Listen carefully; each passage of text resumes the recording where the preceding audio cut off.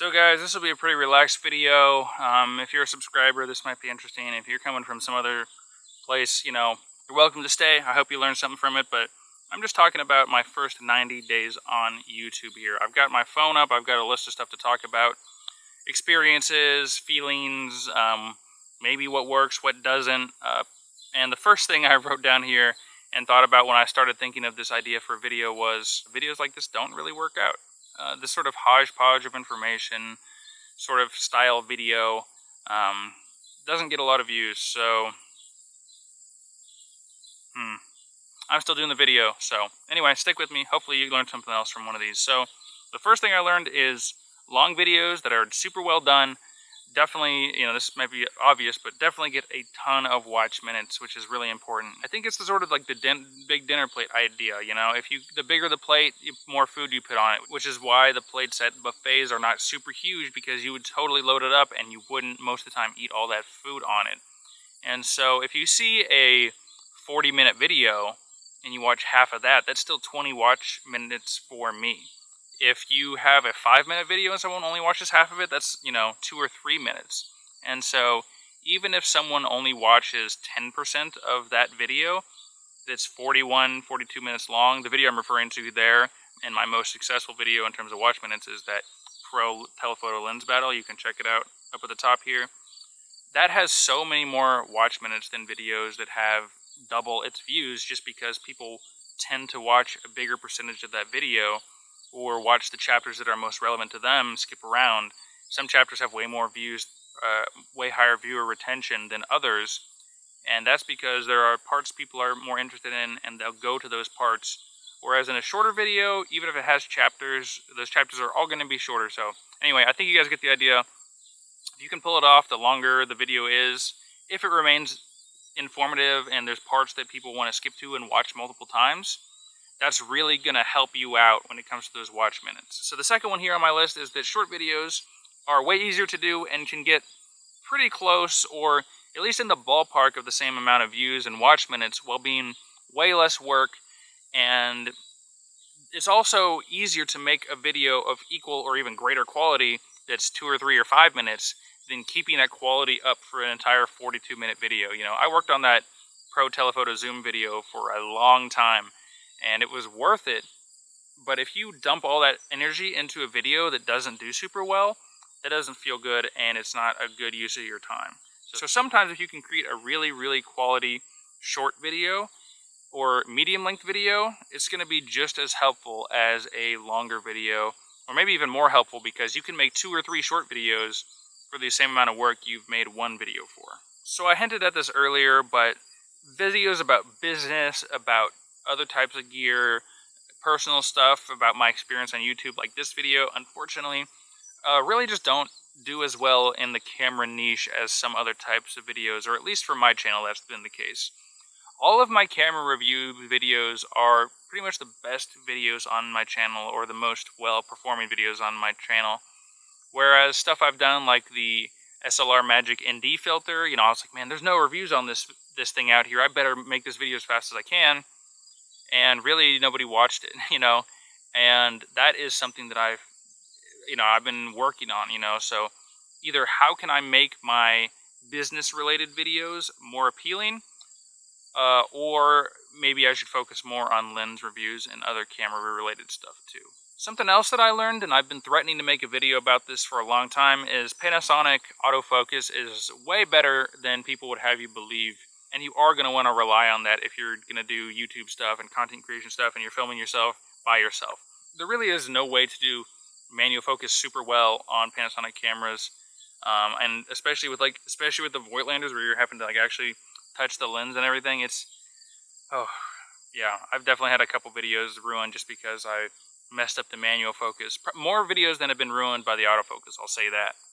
And sure, that's my fault. I could have spent a little bit more time on that video, a little bit more time manual focusing myself, use the app or something. But yeah, even my channel video is slightly out of focus with that Voigtlander, and I really tried to make sure that one was in focus.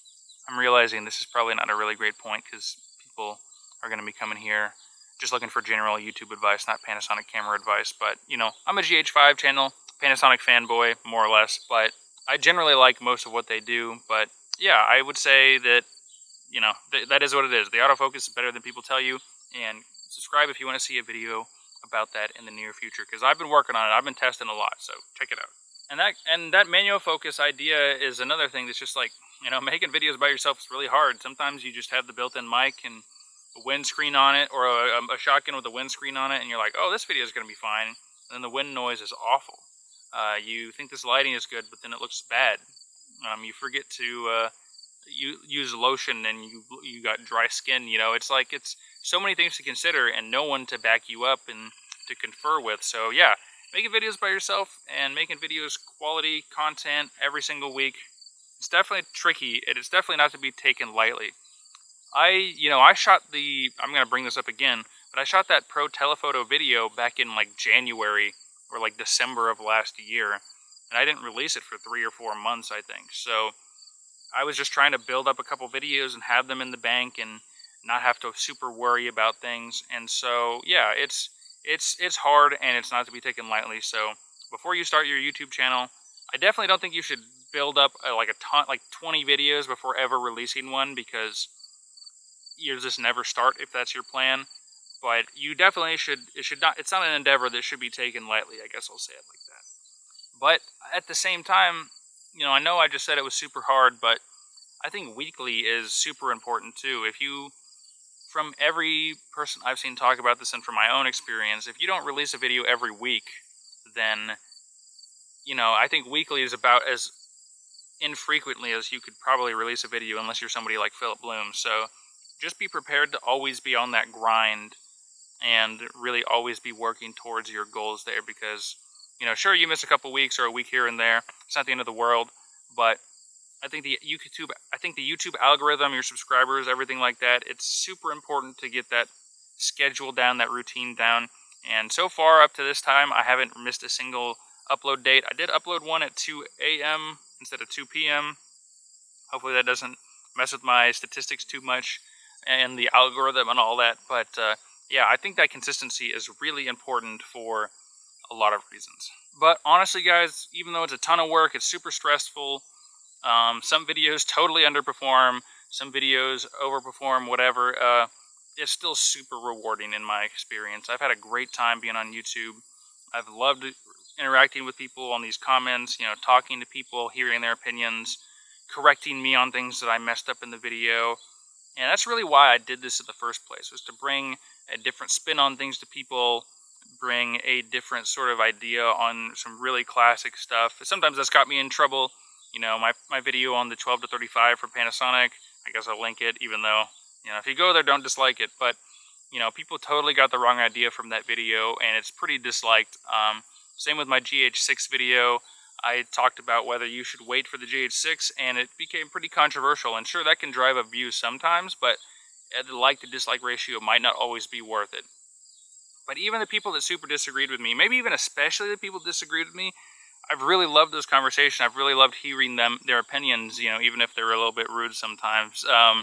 But, I'm got a pretty thick skin. I don't care about that. But the conversation that I've been getting, the back and forth, the community, however small it has been that I've been building, has been super rewarding. And man, I can't imagine how like 10,000 views a video, 100,000 views a video would seem.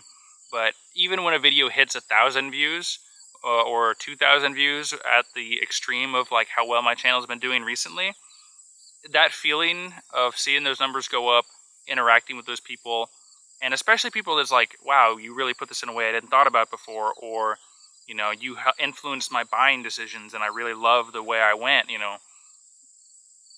I'm not even close to monetized yet. I'm 800 subscribers away. I'm, maybe a fifth of the way there for views and watch minutes, but you really can't put a price on knowing that you had an impact on someone's purchasing decisions, which could help them create new videos or different content.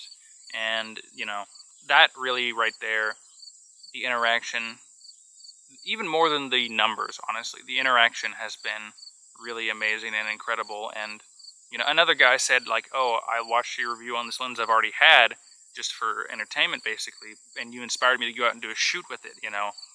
That you can't put a price on that stuff. So yeah, I would say YouTube is definitely worth it. You upload, once every week, twice a week. You do amazing videos, or you just do vlogs or blogs or whatever. If you get into it and you get success in that way, I wouldn't go into this thinking, oh, I'm going to make money off this, I'm going to get rich. I'm going to say, what can I bring to these communities I'm a part of that have given me so much, from like the GH5 user groups and everything like that. Those guys have given me so much help and information that this is really my way of giving back to that community by starting new conversations, looking into things that people haven't discussed or talked about or researched before, and really, you know,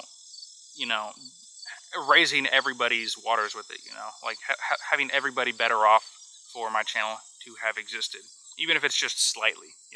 And so, I don't know. That was a big rant. It's probably going to extend this video way too long. I'll probably cut out half of that. Don't mean to be too sappy, but I do appreciate everybody that watches my videos, watch this video. And, I'm not going to tell you to like, subscribe, comment, whatever, because, you know, I think if you wanted to, you already would have done it, or you'll do it now. But just sticking around, watching my videos is more than enough. And anything past that, any likes, comments, subscriptions you guys leave or do, is just extra to me compared to you guys just stopping by and listening to me ramble. So anyway, I appreciate you guys watching all my videos, or even watching just this video. And yeah, thanks for watching. You should subscribe though.